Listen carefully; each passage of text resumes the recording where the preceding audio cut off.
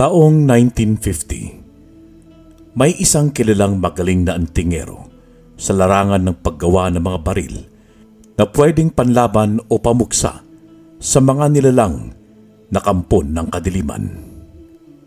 Kilala si Pepe sa bansag na Pepeng Gatillo nang maubos niya ang mga aswang sa kanilang lugar noong nasa edad 20 pa lamang ito.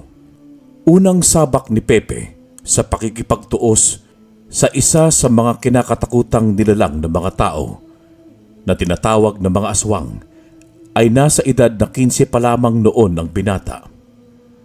Maaga siyang hinubog ng kanyang ama sa pakikipaglaban para susunod na maging antingero, at nang natutunan na ng binata ang lahat ng karunungan, ipinasa na sa kanya ng ama ang tangan nitong anting-anting na nagbibigay ng kakayahang manggamot, proteksyonan ng sarili at ibayong lakas sa pakikipaglaban.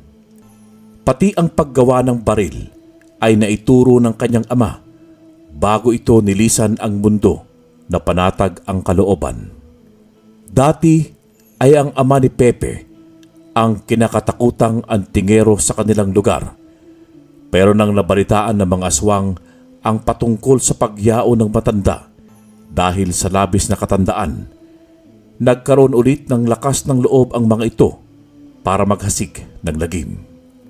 Dito na nagsimulang gampanan ng binata ang kanyang obligasyon na kabilin-bilinan ng kanyang ama na propesyong wag na wag niyang tatalikuran. Dahil sa likas namang mabait at mana sa ama ang ugali ni Pepe, ay naipagpatuloy nga nito ang naputol na layunin ng kanyang angkan para tugisin ang masasamang mga aswang na naghahasik ng lagim sa kanilang lugar. Nagsimula siyang lumilok ng mga bagong sandatang gagamitin niya para labanan ng mga aswang na napapabalitang pumipeste sa mga tao sa karatig baryo, at ang mga binibiktima ay mga musmos na batang walang kalaban-laban. 45 baril ang mabilisang nagawa ng binata na ang bala ay kakaiba ang itsura. Kwadrado ang kapsula at tingga nito na may nakaukit na krus sa gitna, samantalang ang isa naman ay parang pangkaraniwang baril lamang, pero ang mga bala nito kapag tumama sa isang nilalang ay sumasabog sa loob ng katawan. Nang may handa na ni Pepeng Gatillo ang mga kakailanganin, ay hindi na siya nagsayang pa ng oras para pumunta sa karatig baryo ng kanilang lugar. Hapon na ng mga sandaling yun, kaya sigurado siyang maggagabi na kapag nakarating siya sa lugar ng kanyang pakay. Pagdating niya roon, ay kaagad niyang naramdaman ang mga mabibigat na presensyang bumabalot sa baryong yun, na para bang ginawang pag-aari o tirahan ito ng mga masasamang nilalang. Nagpatuloy si Pepe sa paglalakad hanggang sa marinig niya ang isang pamilyang sumisigaw at humihingi ng tulong. Kaagad na kumaripas ng takbo ang binatilyo, at pagkahanap niya ng bahay na pinanggalingan ng sigaw, nakita niya sa sahig na nakabulagta na ang isang dalaking may hawak na itak na wala ng buhay at abalang nilalantakan ang mga lamang loob nito ng isang babaeng aswang.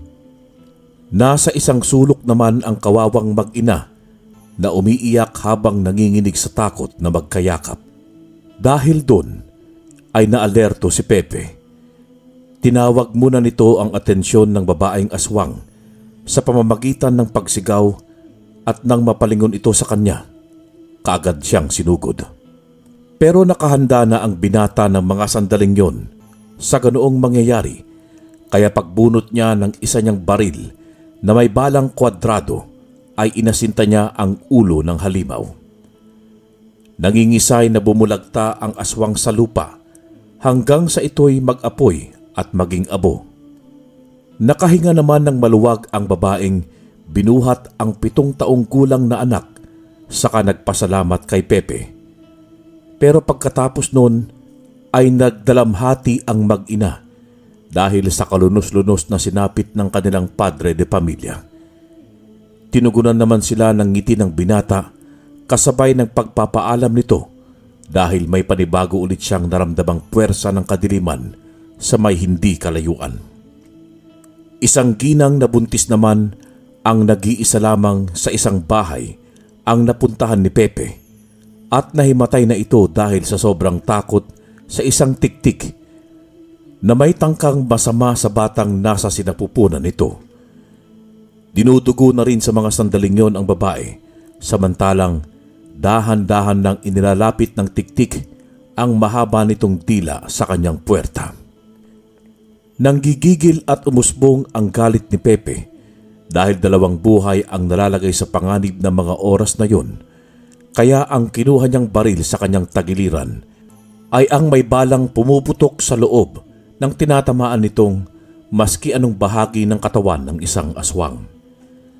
Dahil sa mga ordinaryong tiktik lamang at mga aswang ang mga nakaengkwentro ni Pepe ng gabing yon, ay madali lamang niyang napapatay ang mga ito.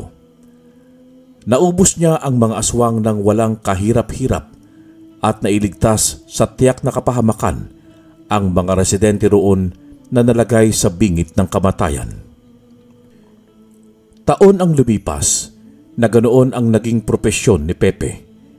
Pinanindigan na niya ang pagiging antingero sa kanilang lugar.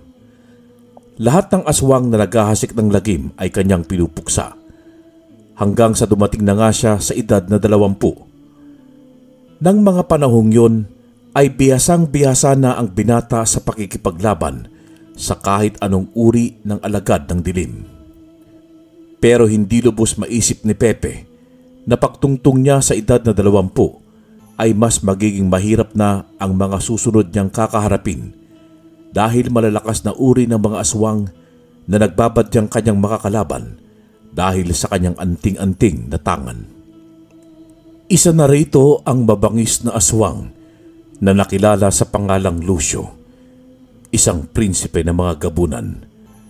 Ang pakay nito sa binatang si Pepe ay ang kunin sa kanyang pangangalaga ang anting-anting, dahil kapag napasa kanya yon ay siya na ang magiging hari ng sanlibutan. Wala nang makakapigil sa kanyang lahi na maglaganap ng lagim sa mga tao. May mga mangilan-ngilan namang naging kaibigang lamang lupa ang naging kaibigan ni Pepe dahil sa kabutihan nito sa kapwa, kaya hindi naging lingid ang masamang plano ng prinsipe ng mga gabunan sa kanya. Maraming salamat mga kaibigan sa pagbibigay ng impormasyon at babala. Tunay ngang mga kaibigan ko kayo. Hayaan ninyo, mas palalakisin ko pa ang aking karunungan at kakayahan sa pagkikipaglaban para kapag nag-cross na ang landas namin ni Lucio na isang prinsipe ng mga gabunan, ay hindi ako madihado sa mangyayaring sagupaan. Paano? Alis na ako ha, mga kaibigan ko. Salamat ulit sa inyong pagmamalasakit. Nang oras ding yun, ay nag-uumpisa na si Prinsipe Lucio sa kanyang maitim na binabalak sa binatang antingero. Susubukan nito sa pamamagitan ng kanyang mga pinagkakatiwalaang alagad kung gaano kalakas si Pepe. Gusto kong malaman kung gaano talaga kabangis ang lakas ng isang antingero. Kaya mga kampon kong pinakamalakas sa lahat, puntahan nyo at hanapin ang tinatawag nilang binata na bantog sa pangalang Pepeng Gatillo. At kapag may pagkakataon kayo at natalo nyo siya, ay kunin nyo na sa kanya ang anting-anting at dalhin sa akin. Hala! Kilos na! Mga matataas ang antas ng kakayahan ang mga nagsialisan para hanapin si Pepe.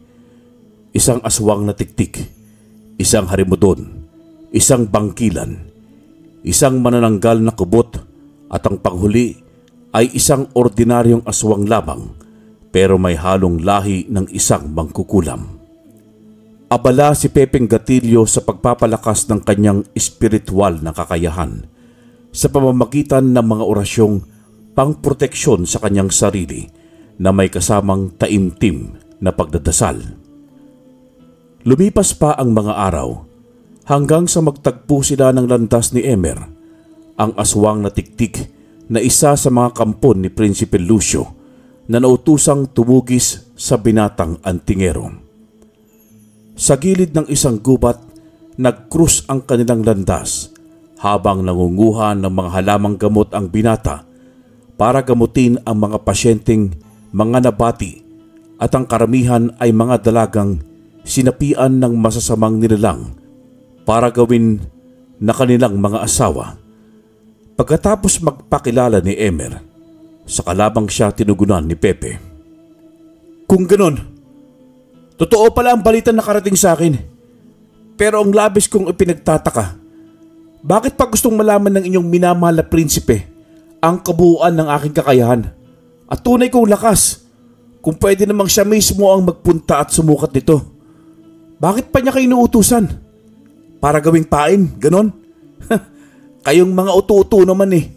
Nagpaloko naman kayo sa inyong hambog na prinsipe. Pero sige, kayo ang pumili niyan eh. Kaso, ngayon pa lang eh, hihingi na ako ng pasensya dahil lahat ng aswang na nakakaharap ko o basta kahit sinong kampon ng kadiliman pa yan, eh hindi ko inahayaang mabuhay pa. Kaya inuulit ko, pasensya na kasi ngayong gabi, kikitalan na kita ng buhay. Ipinapangako ko sa iyo yan, Emer. Natawa lang ng malakas ang aswang na tiktik na ipinapakitang napakalaki ng kumpiyansa nito sa sariling taglay na lakas at kakayahan sa binata.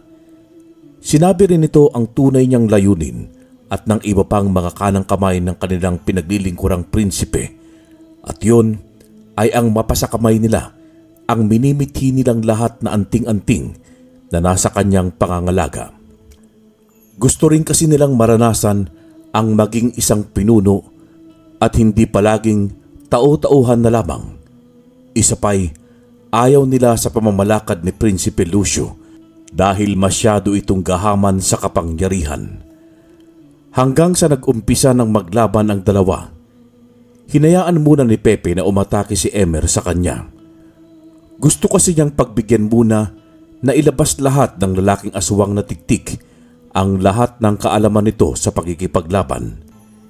Ilang minuto naman ang nakalipas bago ito magsawa sa mga pagbato na mga pag-atake.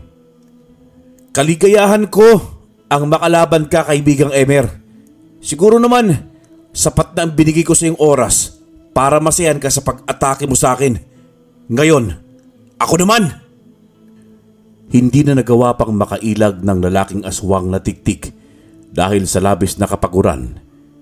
Isang malakas na putok ng baril ang tumapos sa kanyang buhay. Nag-iwan pa ang bala ng baril ni Pepe sa noo ni Emer ng isang malaking marka ng parisukat dahil sa pagkakabaon ng tingga rito. Mahusay ka rin naman, Emer, at maganda ang iyong hangarin dahil hindi ka pabor sa ugaling meron ng inyong prinsipe. Pero ikinalulungkot ko sabihin na kalaban pa rin kita at kailangan kitang paslangin. Hanggang sa muli, mamahinga ka ng payapa. Iniwan ni Pepe ang bangkay ni Emer na nakabulagta sa lupa na tila ba walang nangyari. Pagkabalik ng bahay ay kalmado lamang ang binata sa paggawa ng mga herbal na gamot para sa kanyang mga pasyenteng naghihintay sa kanyang tulong.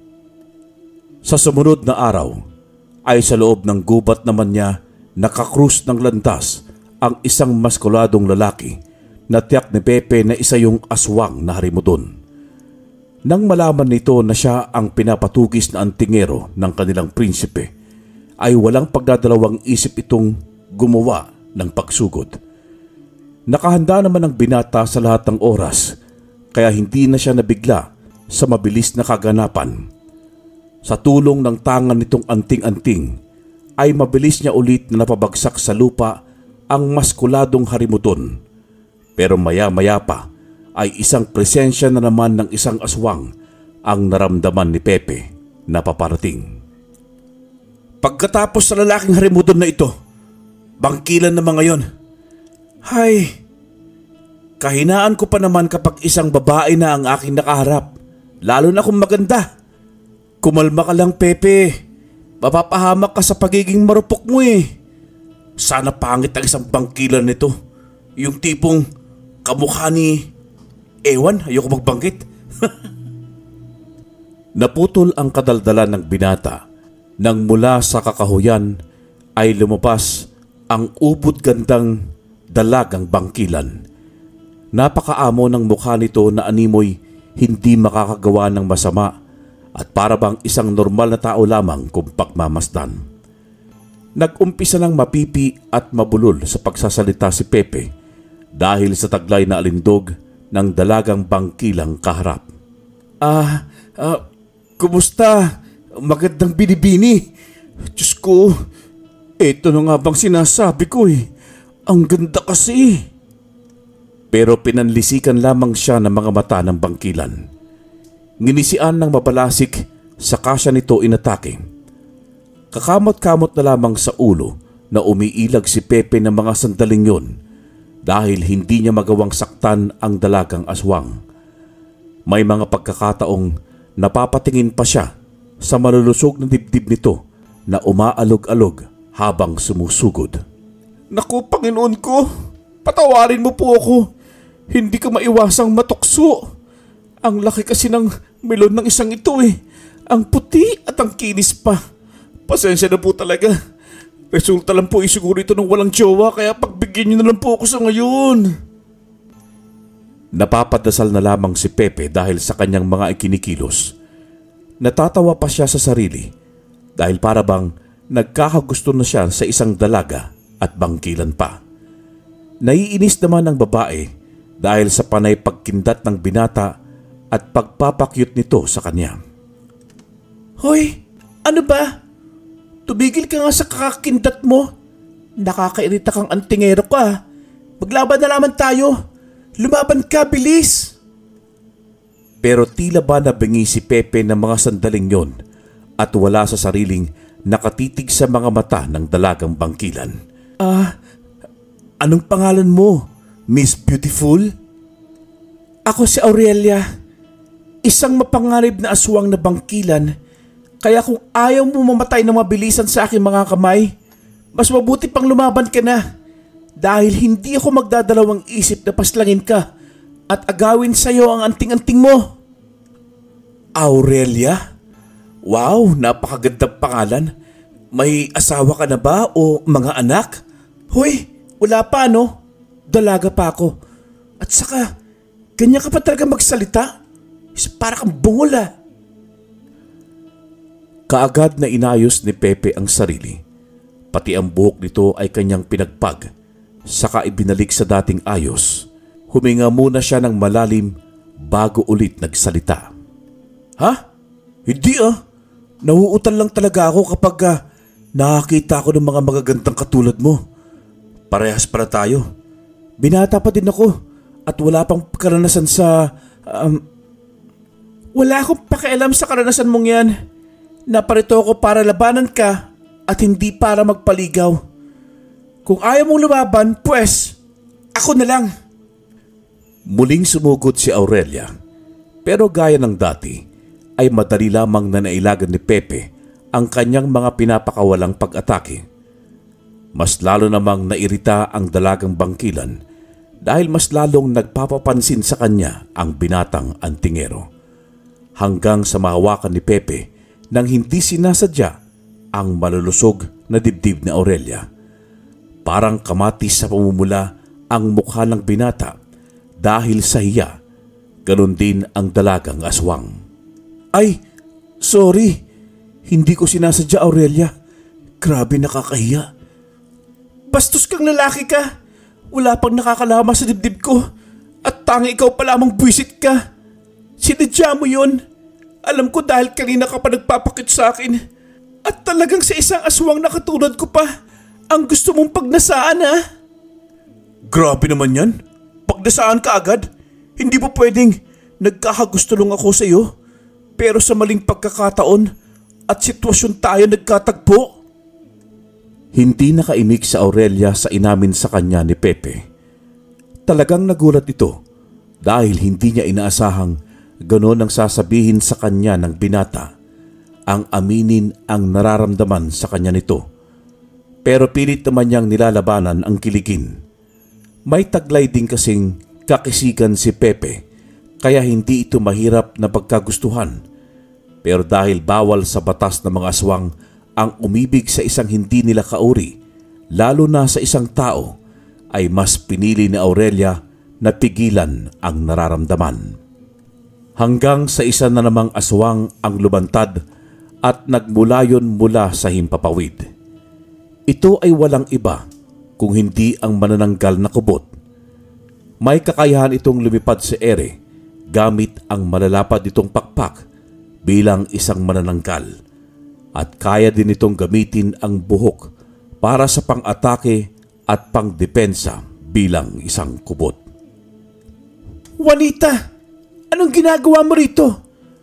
Akong unang nakakita sa antingerong ito, kaya sa akin dapat siya makipaglaban. Habang hindi niya ako natatalo at napapatay, ay wala kang karapatang labanan siya. Kaya't umalis ka na. Pero tumawa lamang ang babaeng manananggal at sinabing kanina pa sila pinapanood ito at mukhang napanghihinaan na ng loob ang dalagang bangkilan. Sinabi pa nito at ipinaalala ang kanilang batas na bawal ang makipagrelasyon sa isang tao o maski umibig man lang, dahil tiyak na malaking kaparusahan ang naghihintay sa sinumang lumabag nito. Ang dami mong sinasabi. Umalis ka na at ako nang bahala sa antingerong ito. Pare-pareho na naman tayo ng layunin, ang makuha ang kanyang anting-anting. Kaya huwag ka nang magkunwaring malinis ang iyong budhi. Dahil sa sinabing yon ni Aurelia, ay mas lalong lumutong ang tawa ni Juanita. Parang tanga namang nakatayo si Pepe sa may hindi kalayuan, nakanganga habang nakatitig ng malagkit sa dalagang bangkilan. Nang hindi na makapagpigil at natatakam na rin ang manananggal na kubot sa sariwang dugo at karne ng tulalang antingero, ay gumawa na ito ng pagsugod.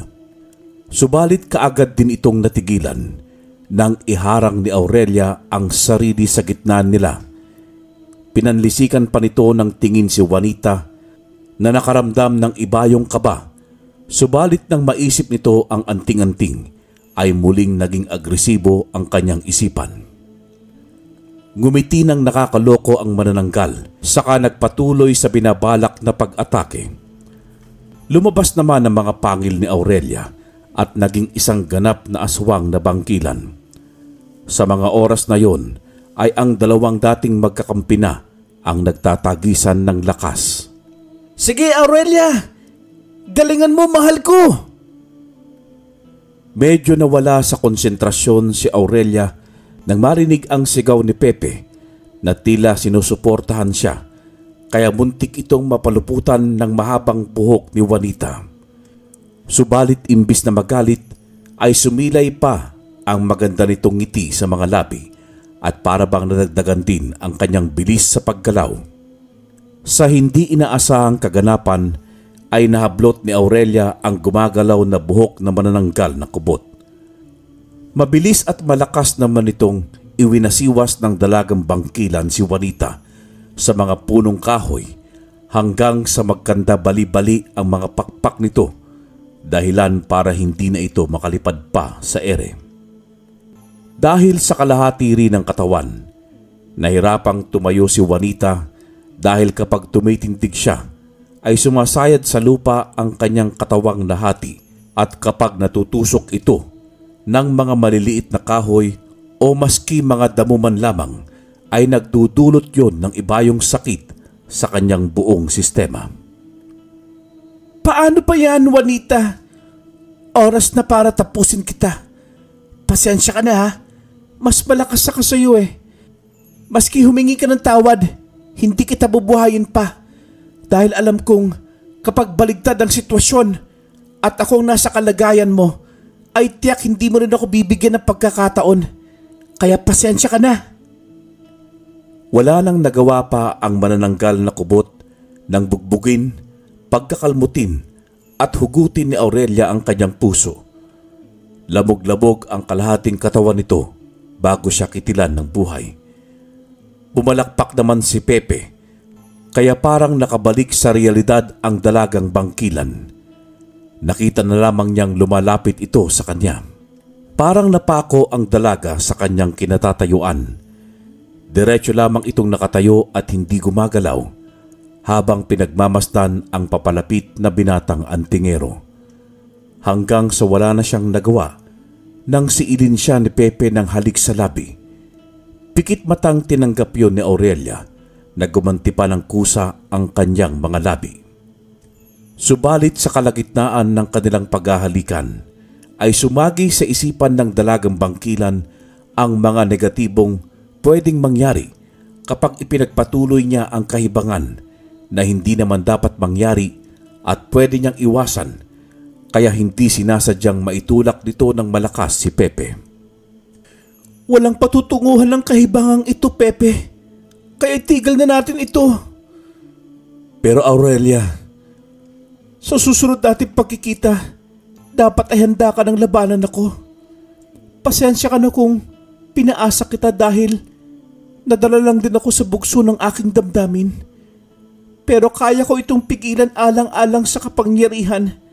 Alam ko sa sarili ko na humahanga lamang ako sa iyo. Pero hindi kita mahal. Diyan ka na. Mabilis na nilisan ng dalaga ang lugar. Naiwan namang mag-isa si Pepe na tulala at hawak-hawak ang labi. Alam kong nagsisinungaling ka lang, Aurelia. Ramdam ko sa pagganti mo ng halik na may gusto ko rin sa akin. Gagawin ko ang lahat. Magkita lamang tayong muli. Masayang masaya ang kalooban ni Pepe ng mga sandaling yon dahil sa mga pangyayari. Kauna-unahang pagkakataon kasi niyang makahalik ng isang babae na tingin niya ay mahal na niya. May mga sandaling halos mapatalon pa siya sa saya kapag naalala ang pagdampi ng kanyang mga labi sa labi ni Aurelia. Sa may hindi kalayuan ay pinagmamasdan naman siya ng dalagang bangkilan. Hindi nito maitago na pati siya ay kinikilig at masayang pinagmamasdan ang binatang kanyang nakahalikan. Pero may lungkot din sa kanyang mga mata dahil sa mga negatibong nagbabadya kapag ipinilit nila ang hindi dapat na mangyari. Samantala, inip na si Prinsipe Lucio sa kakahintay sa kanyang mga inutusang alagad para tugisin ang binatang antingero at kunin rito ang anting-anting na tangan. Ilang araw na din kasi ang nakakaraan kaya nakaramdam ito ng pagkabagot. Hanggang sa ang dalagang si Aurelia ang naunang dumating sa kanilang kuta. Kaagad naman siyang kinumpronta ng pinagsisilbihan niyang prinsipe. Anong balita sa iyong lakad, Aurelia? Sana naman ay may maganda kang ibabalita sa akin. Pasensya na po, mahal na Prinsipe Lucio. Pero nabigo ako sa aking misyon. Nakatakas sa aking mga kamay ang antingerong may anting-anting dahil sa pakikialam ni Juanita. Nagawa din niya akong kalabanin at pagtangkaang paslangin. Pero mabuti na lamang at mas alisto ako sa kanya. Iba pala ang balak niya sa anting-anting kung sakaling mapapasa kamay niya ito. Magtatatag daw siya ng sariling hukbo dahil ayaw niya ng inyong pamamalakad. Totoo bang sinasabi mo, Aurelia? Opo, mahal na prinsipe. Kailanman ay hindi ko pa kayo binigo o pinagtaksilan. Hindi po ba? Kung sa bagay, hangal na Juanita, isa palang ulupong. Mabuti na lamang at hindi kanya nagawang matalo dahil kung hindi, baka may umaaligid pang hutas sa aking pakanan magpasa hanggang gayon. Sige, magpahinga ka na, Aurelia, at hintayin na muna natin ang ibang mong mga kasama bago tayo gumawa ng panibagong plano. Maraming salamat po, mahal na prinsipe. Sumilay ang nakakalokong ngiti sa mga labi ng dalagang bangkilan nang makatalikod ito. Naisahan niya kasi ito at nauto ang kanilang prinsipe. Nagawa niyang mapaniwala na si Juanita ang tumatraidor sa kanya at hindi siya. Nagawa din kasi niya yun para maprotektahan si Pepe, pati na ang kanyang mismong sarili sa tiyak na kapahamakan. Pagkabalik naman ni Pepe sa kanilang lugar, ay isang masamang balita na kaagad ang sumalubong sa kanya. Halos hindi naman makapagsalita ang lalaking humahangos dahil sa kakatakbo palapit sa kanya nang makita siya nito. Dahil doon ay sinigurado ng binatang antingero na malaking suliranin ang susunod niyang magiging trabaho. Ayon sa lalaki na isa ring albularyo, pero hindi kagaya ni Pepe ang taglay na karunungan sa panggagamot, ay isa sa mga pasyente nito ay kinukulam ng hindi basta-basta ordinaryong mangkukulam lamang. May malakas kasi itong nasagap na presensya ng isang mabangis na kampon ng kadiliban at ito ay isang aswang. Kung ganon, kailangan natin magmadali bago pa mahuli ang lahat. Kung may mga halamang gamot ka na nakahanda, maaari mo ba ako samahan sa bahay ng iyong pasyenteng kasulukuyang kinukulam? Tumango ang lalaking albularyo at nauna pa ito sa pagtakbo. Sumunod naman sa kanya si Pepe at pagdating nila sa bakuran ng biktima ay sumalubong sa binatang antingero ang pinaghalong presensya ng isang aswang at mangkukulam. Pagpasok nila sa loob ng bahay ay mas lalong naguluntang ang dalawang albularyo dahil maski ang mga magulang ng dalaga na nagbabantay rito ay nangingitim na rin ang mga kutis at nakukulam na. Ibang klase nga ang isang ito. Kuya, ilabas mo na po ang mga ginawa niyong pangontra sa mga kulam. Ako na po ang bahala. Mangyari lumabas na din muna kayo at baka hindi niyo kayanin ang bigat na presensya mamaya. Susubukan kong kausapin kasi ang may gawa nito sa pamamagitan ng pagpapasanib ko sa kanya sa ama ng dalagang pasyente. Tumango naman ang pawisang lalaking albularyo. Paglatag niya ng mga kasangkapan sa panggagamot ay nagpaalam na itong lalabas. Halos hindi na din kasi niya kayang tanggapin ang mas lalong lumalakas na itim na presensya sa loob ng tahanan. Mabilisang isinagawa ni Pepe ang ritual sa panggagamot, kasabay ng paghanda niya sa mga halamang herbal na gagamitin. Ang mga nakahandang ginawa ng lalaking albularyo ay panluna sa simpleng nakukulam, kaya dinagdagan niya ito ng kanyang mga sekretong sangkap na may halong orasyon pangontra sa aswang. Nagawa niyang pasanibin ito sa katawan ng ama ng biktimang dalaga para kausapin at alamin ang punot dulo ng paggambala nito, pero ang akala niyang pangkaraniwang dahilan lamang ang naging motibo ng aswang na mangkukulam ay hindi pala, dahil sangkot pa rin siya rito at ang kanyang anting-anting. Kung ganon, isa ka sa mga nilalang na gustong tumugis sa akin na kampon ng prinsipeng si Lucio para kunin mula sa pangangalaga ko ang anting-anting na namana ko sa aking ama. Pwes, hindi kita mapapayagan. Itigil mo na ang pagkukulam mo at tayo magtuos sa gubat. Kapag hindi mo ito ginawa, mapipilitin ako ibalik sa iyong kulam na pinataw mo sa kanila at kaya kong doble ng paghihirap mo. Kaya mamili ka. Papaslangin na kita ngayon o sa personal tayo maglaban. Tumawa ng malakas ang nakasanib na aswang. Bago nito sinabi na yun naman talaga ang kanyang plano. Ang puntahan siya sa gubat sa kanilang mismong kuta kung nasaan si Prinsipe Lucio. Pagkatanggap ng hamon, ay unti-unti nang bumabalik sa normal ang kaanyuan ng magpapamilya hanggang sa tuluyan ng mabawi ang kulam sa kanila. Napakuyom naman ng kamao si Pepe dahil sa mga hindi na normal ang nangyayari. Nadadamay na kasi ang mga inosente at walang kalaban-labang mga residente dahil sa kasakiman sa kapangyarihan ng isang prinsipe ng mga aswang.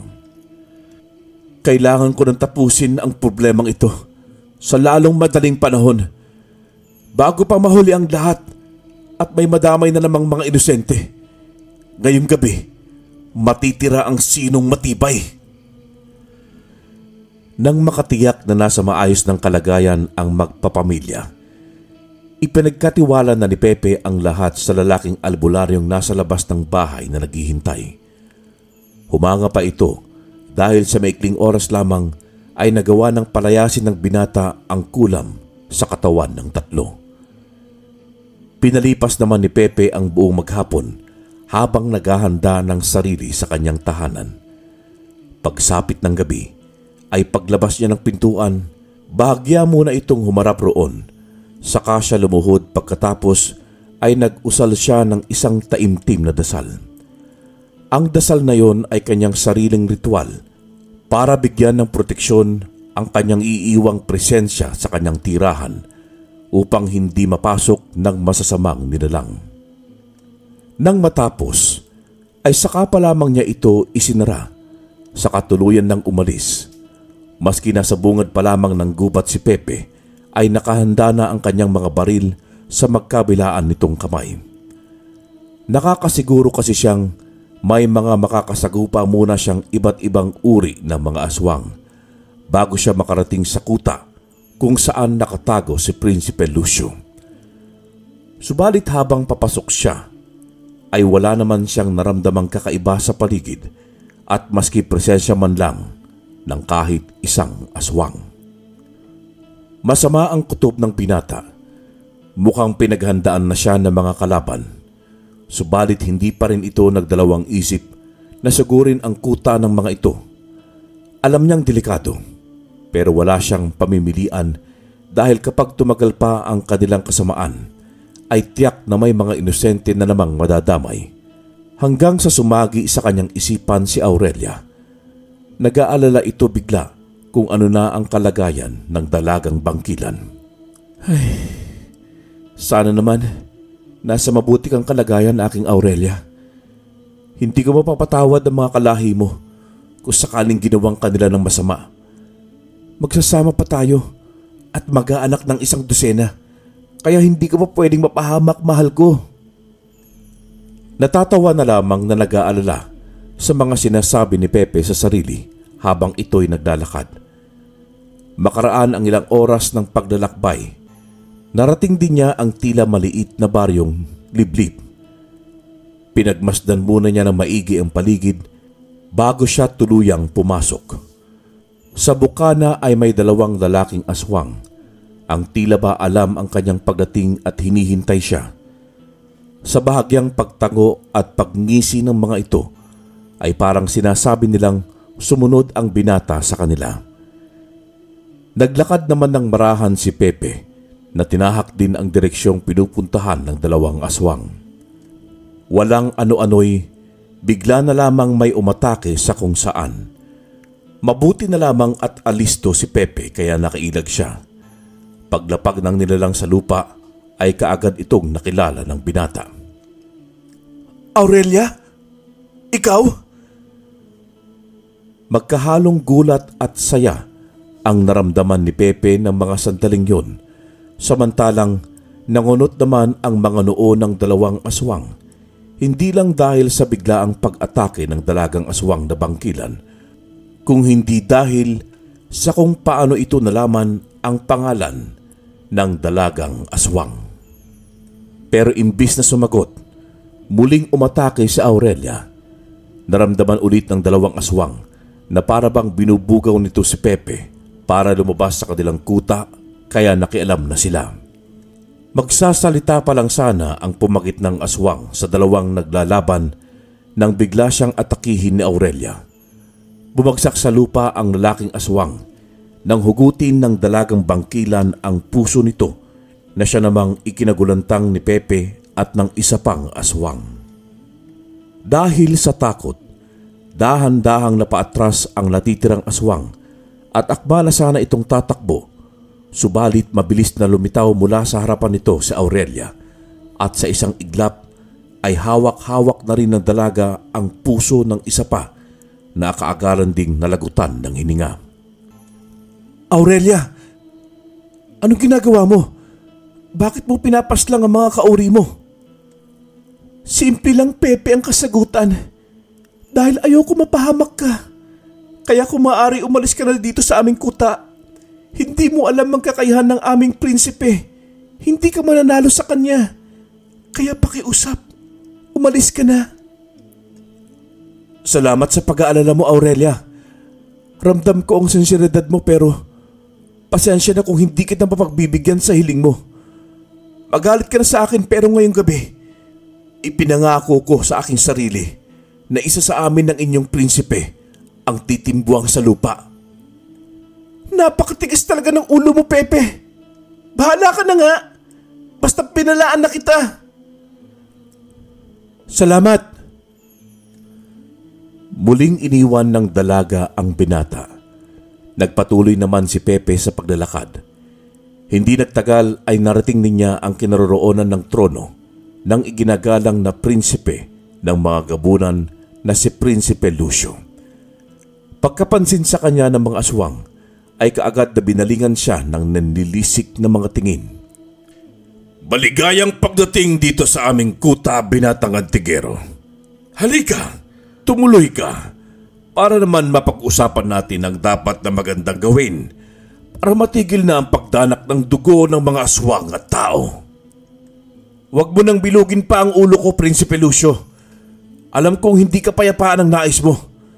Kung hindi ang anting-anting na naman ako sa aking nasirang ama na dating manunugis. Kaya hindi mo ko manuloko. Kung ganon, wala na rin palang silbi. Maski sa mahinahon kita kakausapin. Kaya sasapilitan ko na lamang kukunin ang iyong anting-anting at buhay.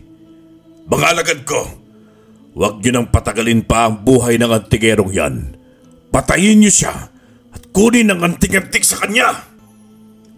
Nakaramdam ng pag-aalala si Aurelia para kay Pepe nang magsimulang sumugod ang mga iba't ibang uri ng mga aswang. Pero wala siyang magawang hakbang dahil baka mahalata siya ng kanilang prinsipe.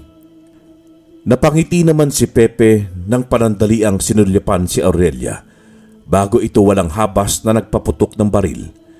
Bawat natatamaan niyang mga aswang ay kaagad na bumubulagta sa lupa. Natirik ang mga mata at may nakabaong tingga sa noo at ang iba naman ay sumasambulat ang puso sa lupa dahil sa sumasabog na bala. Mas lalong nagiging asintado si Pepeng Gatillo habang tumatagal ang labanan. Wala ni isang nasasayang na bala dahil lahat ay tumatama sa mga ulo at dibdib ng mga umaataking mga aswang. O ano? Sugod pa, mga animal kayo. Sige lang, bigyan niyo pa ako ng rason para ubusin kayo. Nagngit-ngit ang mga pangil ni Prinsipe Lucio dahil sa nangyayari. Hindi man lang kasi malapitan ng kanyang nasasakupan ang binatang antingero. Marami na din ang nalalagas sa kanilang lahi. Lintik na! Mahusay din pala makipaglaban ng isang ito. Hindi ko inaakalang tatagal ng ganitong kanyang lakas. Hoy! Aurelia, ano pa ang tinutunganga mo dyan? Abay kumilos ka na habang hindi pa nauubos ang ating mga kasamaan. Bilisan mo! Hindi alam ni Aurelia ang gagawin nang dahil sa pagkabigla. Nahati kasi sa dalawa ang kanyang desisyon, pero mas pinili niyang sa huli ay umatake pero malamya ang kanyang mga binibitawang pag-atake. Napansin naman yun ni Prinsipe Lucio hanggang sa lumapit sa kanya ang alagad niyang aswang na mangkukulam at ibinulong rito ang labasa niya sa mga nahanap niyang katawan ng kanilang mga kasamang pinatay ni Pepe. Kung ganon, si Aurelia ang tunay na traidor at hindi si Juanita. Lintik ka, Aurelia. Pinaikot ako sa sarili niyang mga kamay. Magbabayad siya ng malaki dahil sa ginawa niyang ito sa akin. Pagkatanggal ng balabal na nakasabit sa katawan ni Prinsipe Lucio, ay bumaba ito sa kanyang trono. Sinundan naman siya ng tapat niyang alagad na aswang na mangkukulam. Aurelia, tama na ang pagpapanggap. Alam ko na ang buong katotohanan. Bilib ako sa iyo at nagawa mo akong paniwalain sa iyong mga kasinungalingan. Pero nakakalimutan mong may mga tapat pa rin akong alagad. Dahil sa kanila, nalaman ko ang balak mong paglaban sa akin. Kaya tumanda ka. Dahil sa mga kamay ko kita tatapusin. At sinisiguro kong magsisisi ka na yung binatang antingerong yan ang pinili mong kampihan at hindi ako.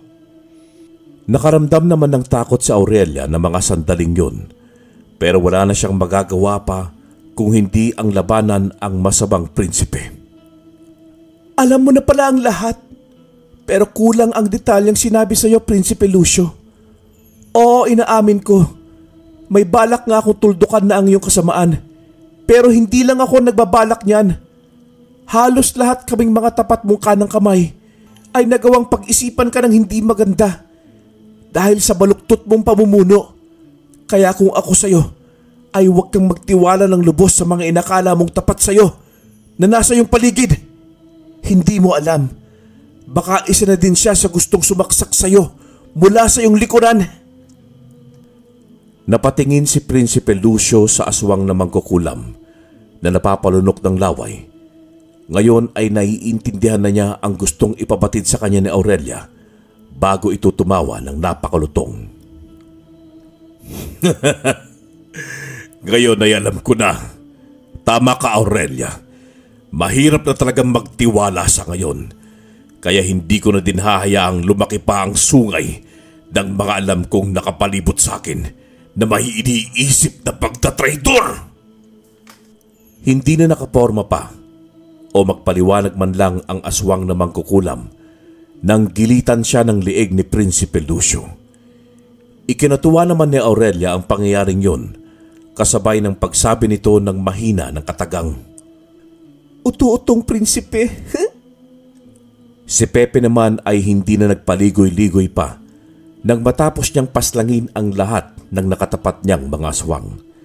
Sunod niyang pinaulanan ng bala si Prinsipe Lucio na handa na sanang sugurin si Aurelia. Hindi mo magagawang saktan ng mahal ko. Dadaan ka muna sa ibabaw ng aking bangkay bago mo masaling ang kanyang daliri. Kaya mamamatay ka! Patakbong sinugod ni Pepe ang prinsipe habang nagpapaputok ito ng baril.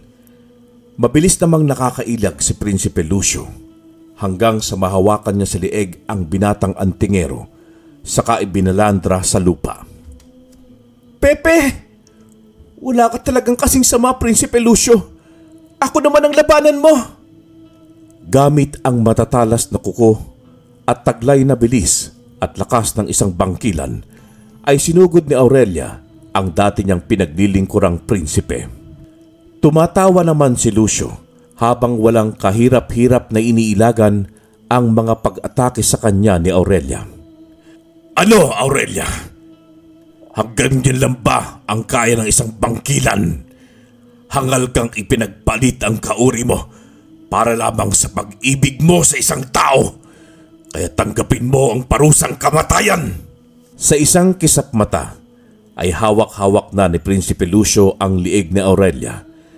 Dahan-dahang bumabaon ang matatalas nitong kuko sa liig ng dalaga na kinakapos na rin ng hininga at bumubulwak na ng dugo ang bunganga.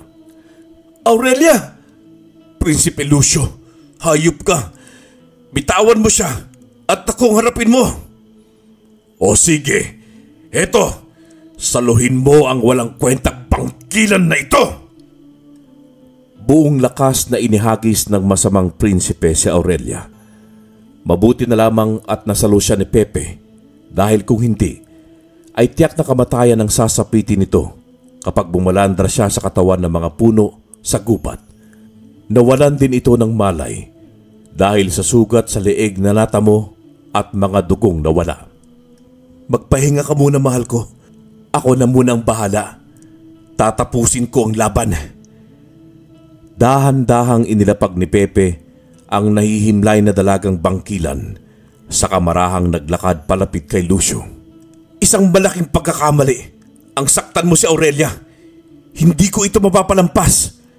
Ngayon mo malalaman kung bakit binansagan na kong Pepeng Gatillo, sentensyador na antingero.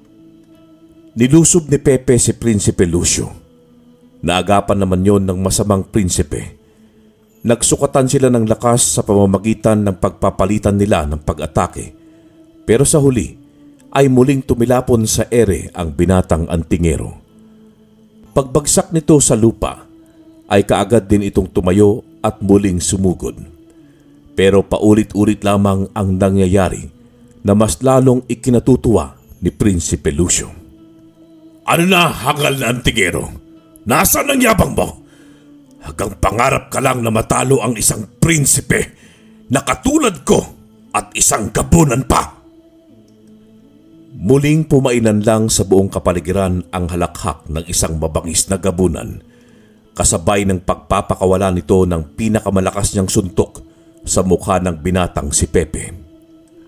Sa muling pagbagsak ni Pepe at paghandusay sa lupa, ay hindi na ito nakatayo at nakakilos pa. Tila ininda nito ang lahat ng natamo niyang pinsala sa katawan mula kay Prinsipe Lucio. Labis na kasiyahan naman ang mababanaag sa mukha ng gabunang prinsipe dahil sa natamasang tagumpay sa laban. Sa mga sandaling yon, nagkamalay na rin si Aurelia. Kitang-kita niya ang huling pagbagsak ng binatang antingero na hindi na kumikibo at tila wala ng buhay. Pepe! Pepe, bumangon ka! Pepe, wag mo akong iwan! Mahal kita, Pepe! Mahal kita! Baski anong lakas ng pagsigaw mo, Aurelia, ay wala ka nang magagawa. Patay na ang pinagpalit mo sa iyong mga kauri. Pero wag kang mag-alala dahil isusunod din kita sa kanya sa kabilang buhay. Hindi na ako magtataka. Kaya maraming gustong mag-aklas laban sa'yo na ibang lahi ng mga aswang. Dahil napakasama mo. Mapapatay mo kami. Pero tinitiyak kong balang araw ay may isisilang na panibagong takapamuksa ng mga masasamang katulad mo. Wala akong pakialam sa mga sinasabi mo, Aurelia. Kapag nakuha ko ang anting-anting sa binatang antigero, ako na ang magiging pinakamalakas na aswang sa buong mundo. Ako na ang magsisilbing Panginoon ng sanlibutan. Ako na! Natigil ang pagdidiwang ng kalooban ni Prinsipe Lucio nang maramdaman niyang muli ang presensya ng binatang antingero. Nanginginig pa ang nakabukaka nitong bunganga dahil sa gulat nang makita niya itong nakatayo at nakangiti. Pepe! Buhay ka! Masaya naman ang kalooban ni Aurelia. Maski nagulat din ito. Walang mapagsidlang kaligayahan lalo na nang balingan siya ni Pepe ng tingin sa kakinindatan. Buhay na buhay, mahal kong Aurelia. Sinabi ko naman sa iyo, hindi ba? Hindi pa ako pwedeng mamatay. Gagawa pa tayo ng pamilya eh. Isang masayang pamilya. Mas lalong nasiyahan ang dalagang bangkilan sa mga narinig. Pero sa isipan niya ay may pumipigil, subalit isinantabi muna niya yon. Ikaw naman, Prinsipe Lucio. Nakalimutan mo na bang nasa aking pangangalaga pa rin ang anting-anting? Nakalimutan ko na palang sabihin sa iyo na ang abilidad nito ay marami at magkakaiba. Kaya din nitong kumopya ng abilidad ng isang gabunan na katulad mo. Hindi mo ba napansin kanina? Sinadya ako magpabugbog pero nakatuon ang mga mata ko sa mga kilos at pag-atake mo. Ngayon, nasa akin na ang iyong katangiang pinagmamalaki mo. Kaya tumanda ka dahil ito rin ang gagamitin ko para puksain ka. Hindi makapaniwala si Prinsipe Lucio sa mga revelasyong inilalahad ng binatang antingero. Hindi niya lubos na maisip na may ganun palang abilidad ang anting-anting na kanyang pinaka-inaasam. Hindi ako naniniwala. Alam kong tinatakot mo lang ako. Saka pa lamang naniwala ang prinsipe nang ipamalas ni Pepe ang ibang nakopya niyang katangian ng isang gabunang prinsipe. Dumaloy tuloy sa sistema ni Lucio ang ibayong takot at pag-aalala para sa kanyang buhay. Imposibleng mangyari ito! Imposible! Posibleng mangyari ang lahat dahil nangyari na. Kaya ngayon pa lang, mag-uumpisa ang tunay na laban sa pagitan nating dalawa. Sa sobrang bilis ni Pepe na gumawa kaagad ng pagsugod ay hindi na halos masundan ito ng mga mata ni Prinsipe Lucio, kaya madali lamang siyang napapatamaan. Naramdaman din nito na para bang pinaglalaroan na lamang siya ng binatang antingero dahil sa inunti-unti siyang tinatanggalan ng mga bahagi ng katawan na nagsimula sa kanyang mga tenga. Pagsigaw ay binunot ang kanyang dila. Pinagsasampal ng malalakas kaya nagbumug siya ng sariling dugo. Pagkatapos ay isinunod na nilapirot ang kanyang ilong hanggang sa ito'y mabali. Ginawa siyang katawa-tawa ni Pepe ng mga sandaling yun, kaya buong pagkataong na insulto ang pagkaprinsipe ng binatang gabunan. Hindi na rin niya magawang makapagreklamo dahil hindi na siya nakakapagsalita pa. O ano, Prinsipe Lucio? Kumusta ang pakiramdam ng talunan? Pinagtatawanan at pinaglalaruan. Sarili mong kakayahan tumapos din sa kasamaan mo. Pasensya ka na, pero hindi na kita hahayaang magtagal pa. Tinusok muna gamit ang sariling mga daliri ng binatang antingero ang mga mata ng prinsipe. Pinaramdam muna nito ang matinding sakit at kirot bago niya ito ginilitan ng leeg at tinapos ang buhay nito sa pamamagitan ng pagtadtad ng bala ng baril sa buo nitong katawan. Pepe! Aurelia, mahal ko. Nagkorting puso pa ang mga mata ni Pepe habang sinasalubong ang tumatakbong si Aurelia papunta sa kanya. Nagyakapan sila at naghalikan. Ninamnam ang bawat segundong magkalapat ang kanilang mga labi. Nang maghiwalay, saka lamang nila sinabi ang kanilang mga emosyon. Maski tapos na ang laban, hindi pa rin nawawala ang pangamba ng dalagang bangkilan dahil sa kanyang mabigat na suliranin. Banaag naman ni Pepe sa mga mata ni Aurelia ang napakabigat na problemang pinapasan nito. Mahal ko, kung ano man ang bumabagabag sa'yo, maaari mo bang sabihin sa akin? Malay mo makatulong ako. Saka na, Pepe. Ang importante, masaya tayo ngayon. Kalimutan muna natin ang mga problemang yan. Ikaw ang bahala. Tara na, iuwi na kita para makarami. Pilyo ka talaga. Nagtawanan ang dalawa na napakasaya ng mga damdamin. Nakalabas naman sila ng gubat ng ligtas at walang naging problema. Lumipas ang marami pang buwan hanggang sa nagdalang tao na rin si Aurelia. Doon na ipinagtapat ng dalagang bangkilan kay Pepe ang kanyang matinding suliranin. Walang gamot o pangontra ang ganitong suliranin naming mga bangkilan, Pepe. Kaya hindi ko ipinagtapat sa iyo ay dahil baka iwasan mo ako.